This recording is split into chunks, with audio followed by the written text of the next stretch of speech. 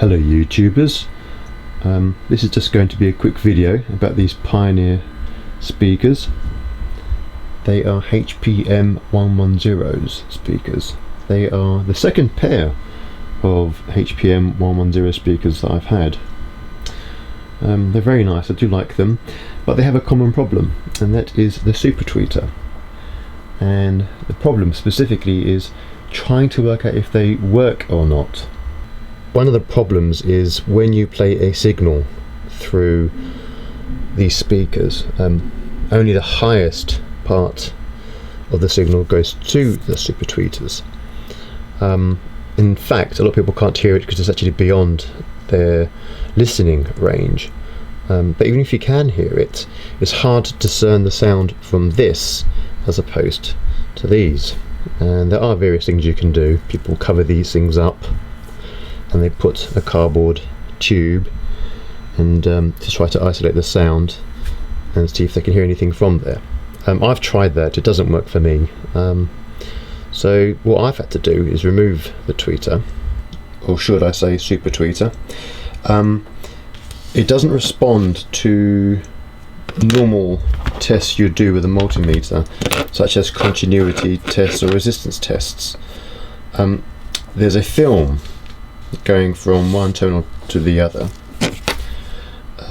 but there's a deliberate area where there's no contact. For example, I can't remember if it's that one or that one, but it goes behind the film, and the film is non-conductive on the rear, so you can't get your normal continuity or resistance readings.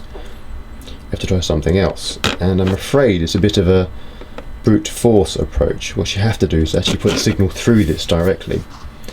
You have to have the volume on very, very low and not do it for too long, because you're playing an unadulterated signal, not just the high frequencies for this. But by doing that, you'll know for certain whether the super tweeter works or not. I have wired this up to my amplifier, and it does work. It's very faint, and you have to either try to use a YouTube recording that has test tones above a certain frequency, also music with high-pitched stuff in it. But I've done it, and both my super tweeters work. But there's another problem, or potential problem, with Pioneer speakers, and it's the bass units. They're very nice cast framed 12-inch carbon fiber units,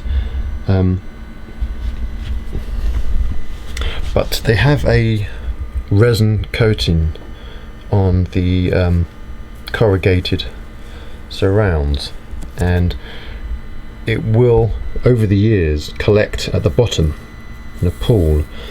So what I've done to these is rotate them 180 degrees, and here, I don't know if you can see it,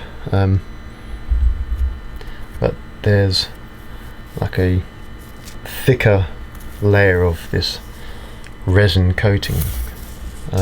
It will over the years now go around and spread out again, but it's important to rotate these cones periodically for these Pioneer speakers. And by periodically, I mean every several years. But yeah, if you do that, that will keep that resin coating even.